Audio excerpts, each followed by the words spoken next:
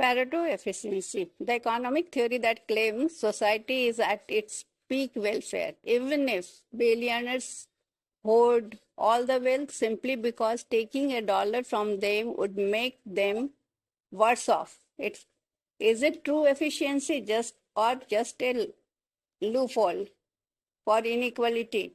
So you can imagine splitting a pizza, you get the whole pizza and you get the same zero slices you started with.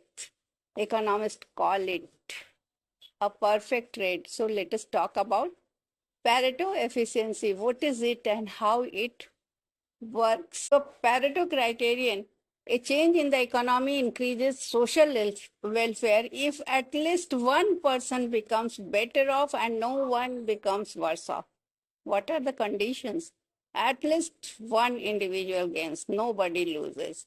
For example, if the government builds a free public library and benefits, that library benefits the students without harming anyone, it is called Pareto improvement. Merits, it is simple and magical. No interpersonal comparison of utility is needed. Its demerit is that it is rarely applicable in real life because most policies create both winners and losers.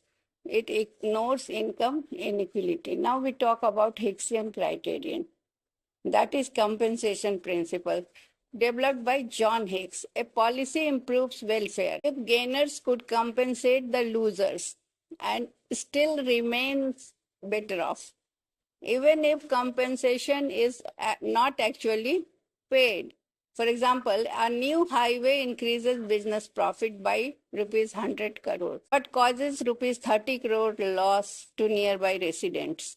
Since winners could compensate the losers because it is only 30 crores and still gain 70 crores, the policy passes the Hicks test. So these are the theories. So it's merit more practical than Pareto, useful for cost benefit analysis, but its demerit compensation is only hypothetical, not it is actually paid.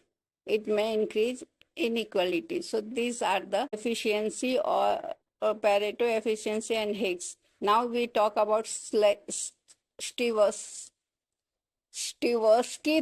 criterion, which is double criterion. It is by Tibor Tversky to remove the contradiction in the Hicks criterion. A change improves the welfare only if it satisfies the Hickesian criterion. The reverse change does not satisfy the Hicks criterion. For example, if moving from situation A to B passes the Hicks test, but moving back from B to A does not, then B is genuine welfare improvement. It merits, it eliminates Tversky paradox, it gives more reliable welfare test. Demerits, more complex, still depends on hypothetical compensation. So Hicks, Pareto says someone gains, nobody loses. And Hicks says gains would compensate losers. And Tversky says high Hicks test plus reverse test. It is hypothetical, but more accurate than Hicks. So Pareto's it says no one is worse off. Hicks says winners can potentially compensate losers, and Tversky says checks the Hicks in both directions to avoid contradictions. That's all. Thank you.